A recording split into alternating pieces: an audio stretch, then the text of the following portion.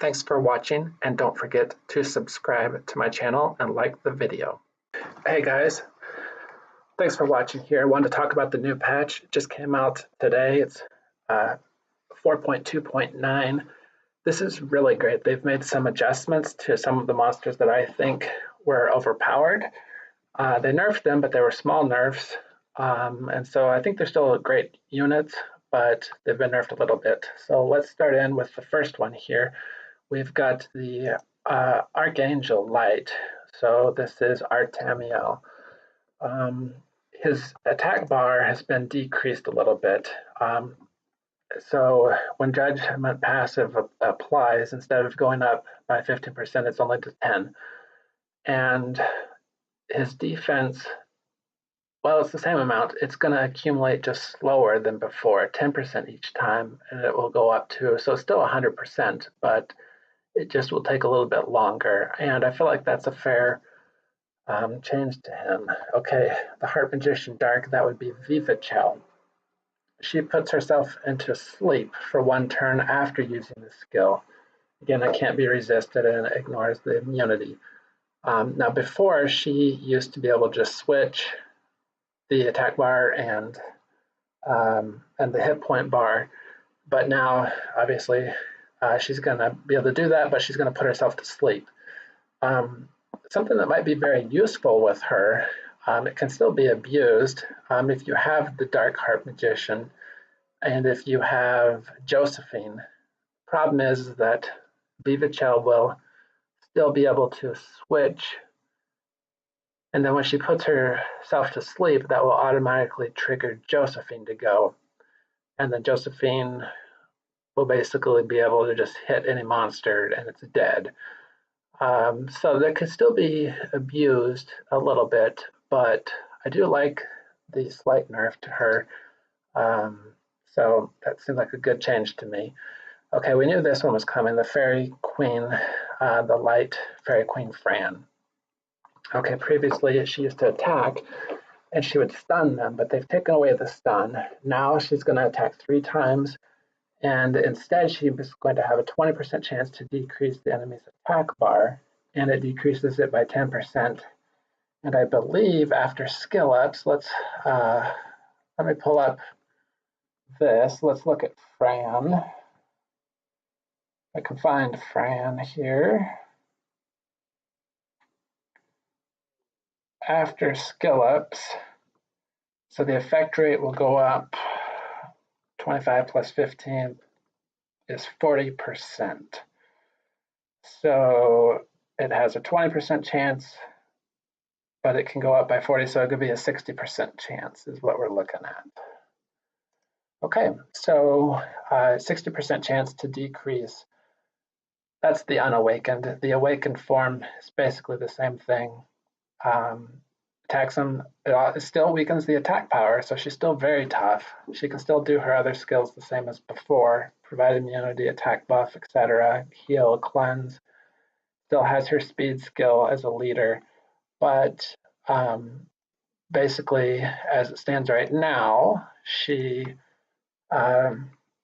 is just a little bit weaker, and I feel like that's also a fair change. Now, this Light Valkyrie, if I pull up the Light Valkyrie, I believe that that would be a chroma, which of course I don't have. Yes, it's a chroma. And the change is that the critical hits, the chances has been reduced. It's been doubled. So will you be able to Lucian a team with a chroma as the leader? I don't know. That's a very interesting question. You know, she doesn't even have to be the leader. Her passive skill is going to apply whether a chroma is the leader or not. So imagine if one of your hits by Lucian does not critical hit, they're probably going to survive. Okay, let's look at the next one. This Hell Lady Light, that would be Asima, and they've just made her a little bit stronger. When she does apply her continuous damage, it's going to increase her attack bar. So there's a good chance, especially in like Tower of Ascension, that she will get to go immediately again. one of the major changes here in the game is to the Sea Emperor, to Poseidon. They have made his damage proportionate to his attack power. That was the way it was before, but now it's attack power and speed. And so, slight buff. I'm not sure what the multipliers will be, so that's still to be determined. But very interesting. Okay, next is the Fairy King, Daphnis. I have tested this and looked at it, and it says effect added weakens enemy defense for 1 turn if you successfully remove the beneficial effects. And so the order of things is that it removes the beneficial effects, then it applies the defense break, then it does the major damage. And I have seen in the arena, you know, a Daphnis now just one-shots almost anything. If you've got enough speed and attack power and crit damage on your Daphnis now, you know, you get the automatic reduction. In fact, let me pull up Daphnis. Here is Daphnis. There's Daphnis.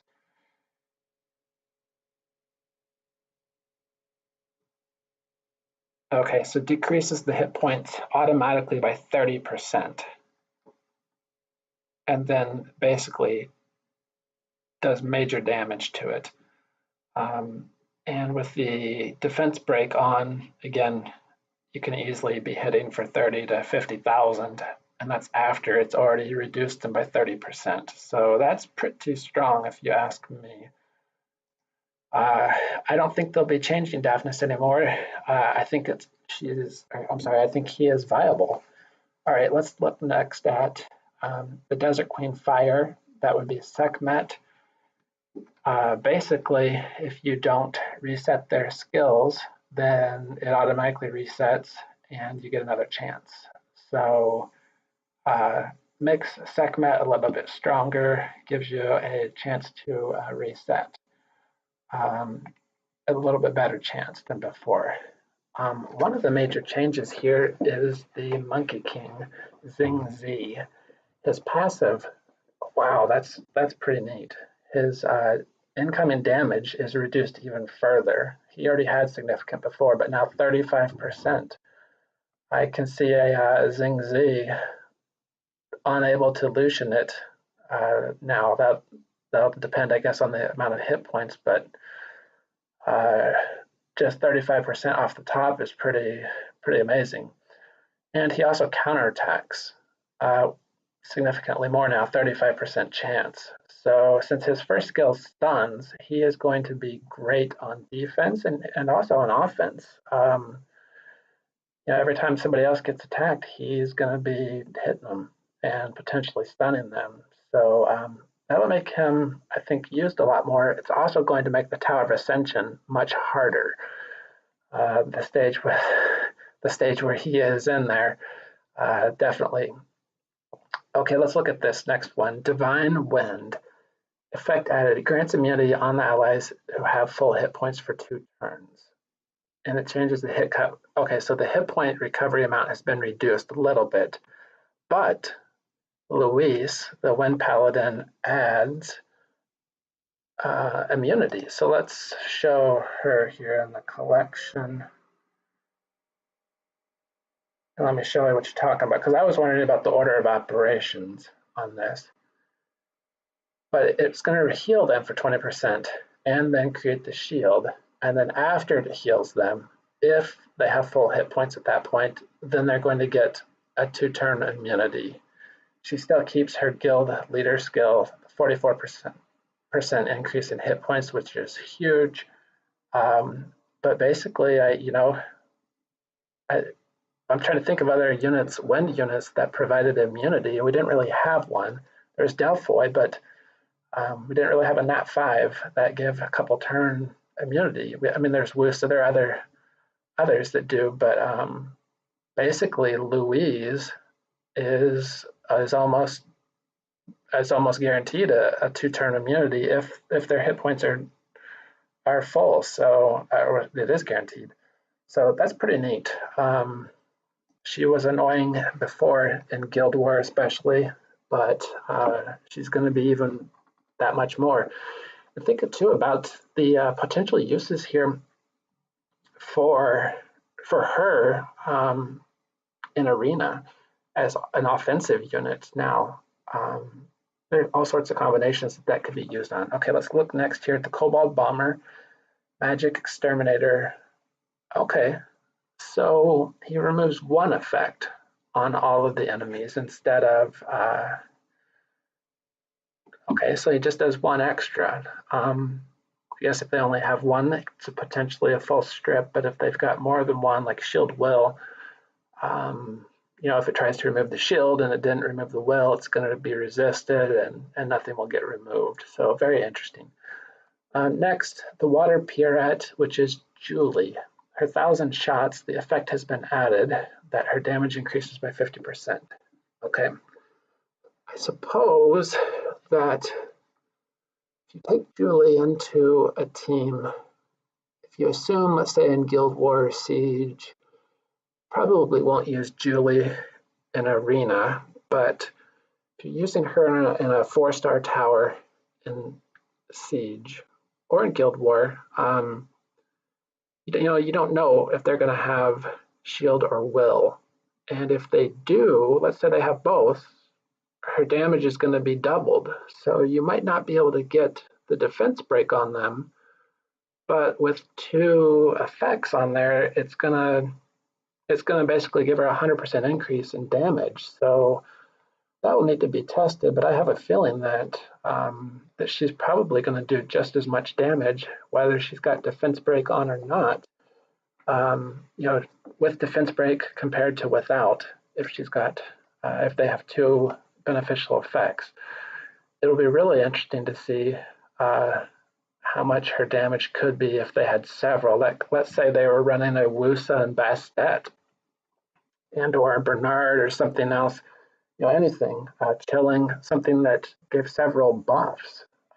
Kabesanov, Chloe, I mean, there's a ton of units that give several buffs. So let's say that they've got 4 or 5 buffs on them. I mean, I can see her doing a ton of damage, a ton.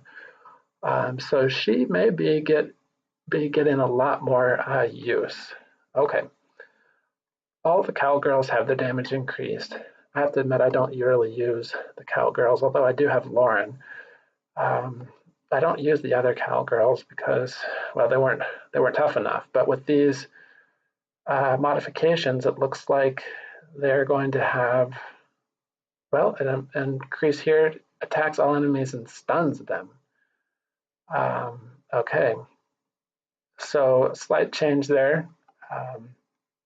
Stuns the target with a 50% chance, and then stuns everybody else. All right, so they're going to make it more likely that they remove buffs.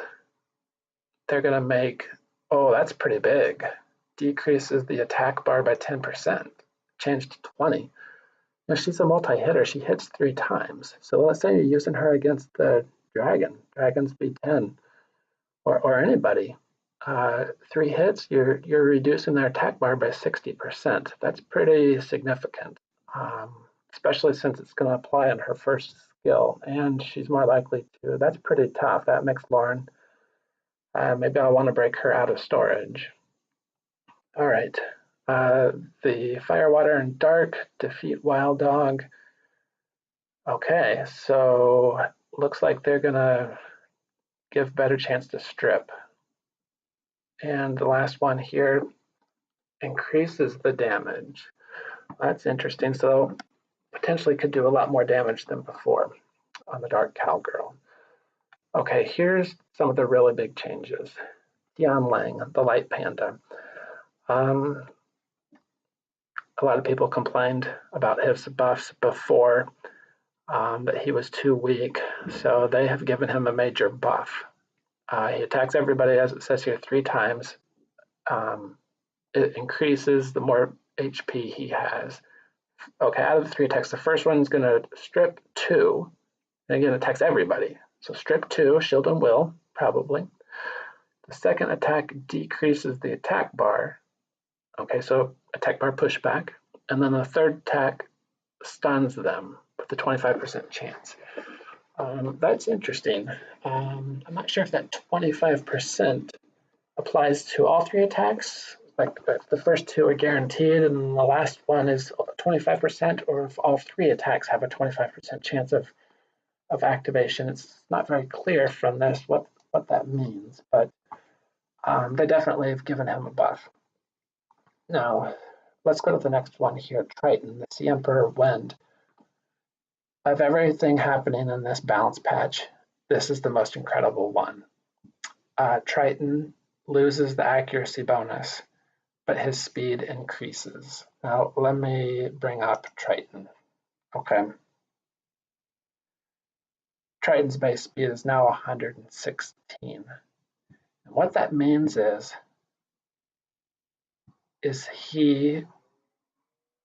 the same runes on Triton compared to the same runes on Bernard, Triton's going to be faster. Bernard's base speed, I believe, is 111. Let me find Bernard. Pretty certain that's the case. Where the heck is Bernard?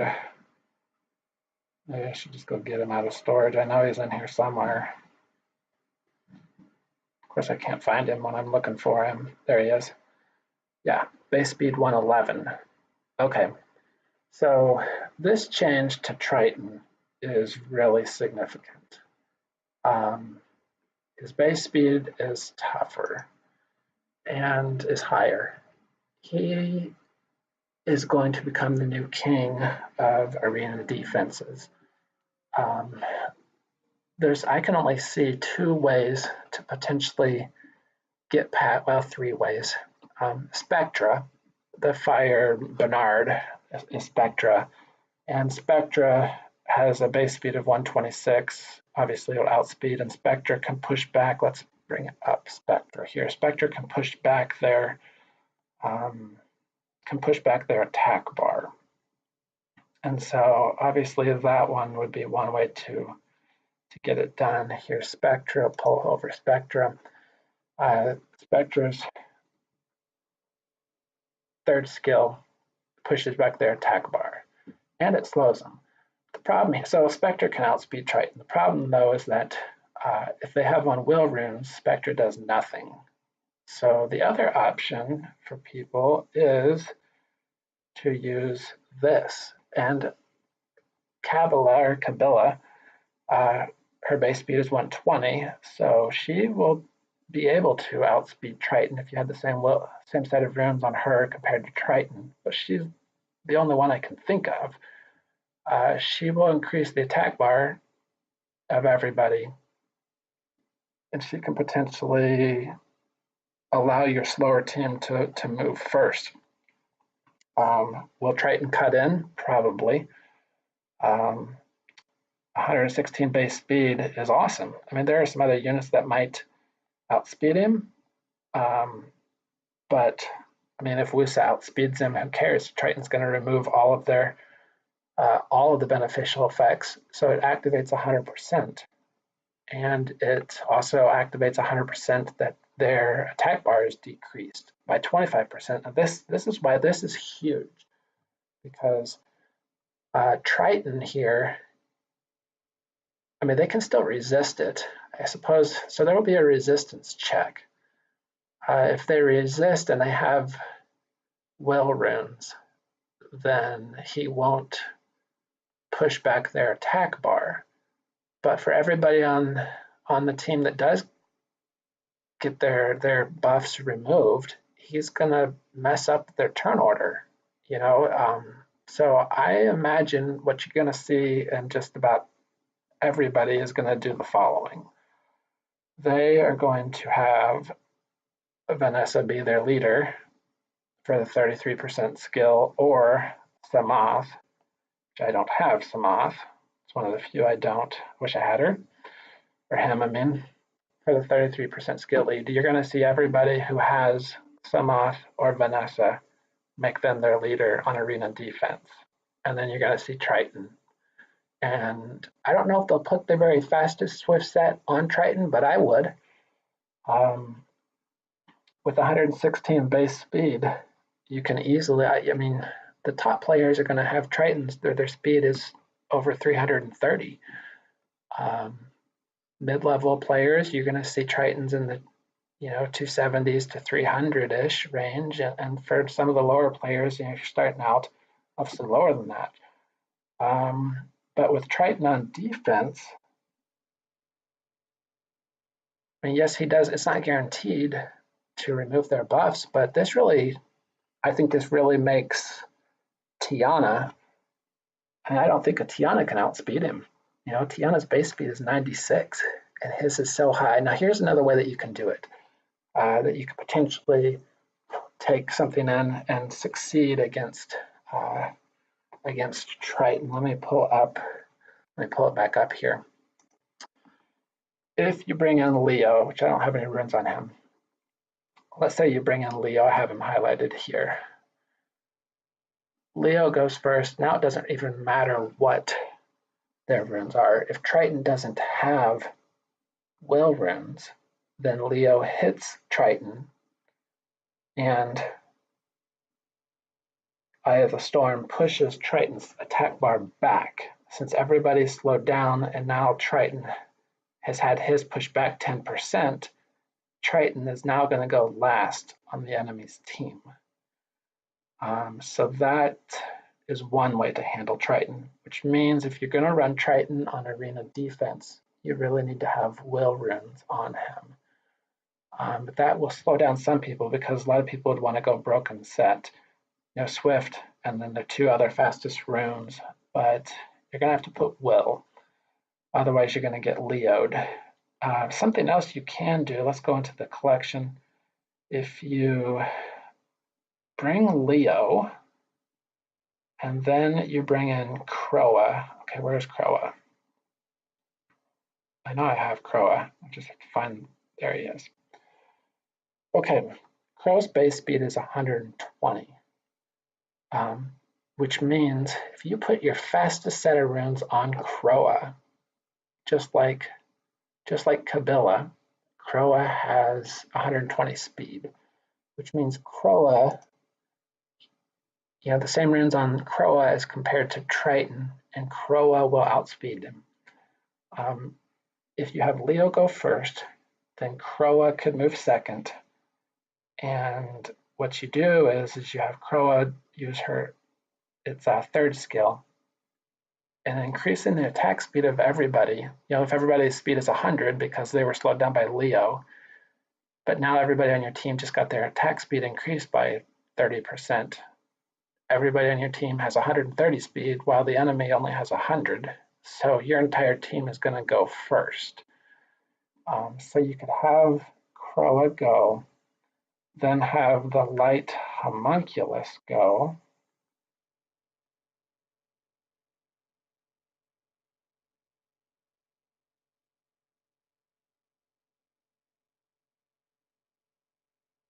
use fast pace, giving the turn back to Croa, if I'm not mistaken, because Croa had gone, its attack bar would be at 0,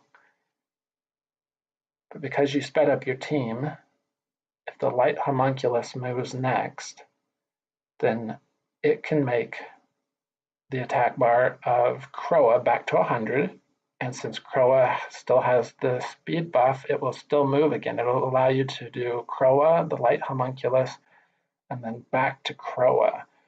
I'm trying to think of a way that you could Lucian them. So Croa moves first, increases everybody's speed. Well, Leo moves first, then Croa. Then the light homunculus gives the turn back to Croa. This is on arena offense. Then Croa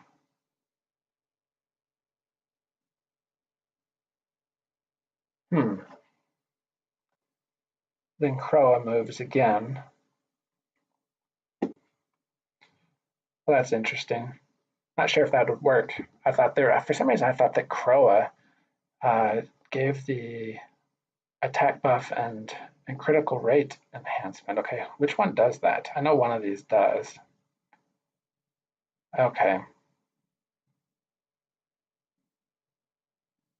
I'll have to think this one through, but I think there's a way to use Croa if you don't have Kabila. And the light homunculus, of course, everybody can get. So anyway, I'm not sure if people will be able to Lucian these teams. It's going to be taking a risk if you see the Sea Emperor Triton on defense. Let's move on. We've talked a lot about her. Basically, the change here, Josephine, it used to be in guild content only, but now her leader skill is everywhere. So obviously not quite as tough in guild, but honestly, having the universal skill leader, I'd rather have that every day. Same thing for Jean, universal, it applies everywhere now, resistance. I think that's a buff to both of those units, to be honest. Okay, they took Triton and they changed him from an HP type to an attack type. Now before he had 813 base speed, or I'm sorry, base attack, but now he had 713 before. Now he has 790. So they not only up above, we saw here, they gave him, not him, they up here, they gave him damage based on attack power and attack speed, but they've increased his attack stats. So that's pretty significant. And then these last skill errors, they just fix some animation, things like that. It's no big deal. Now there's one other change here that is not mentioned, but it was mentioned in one of the other places. They have also changed, let's go back to here, and let's zoom in.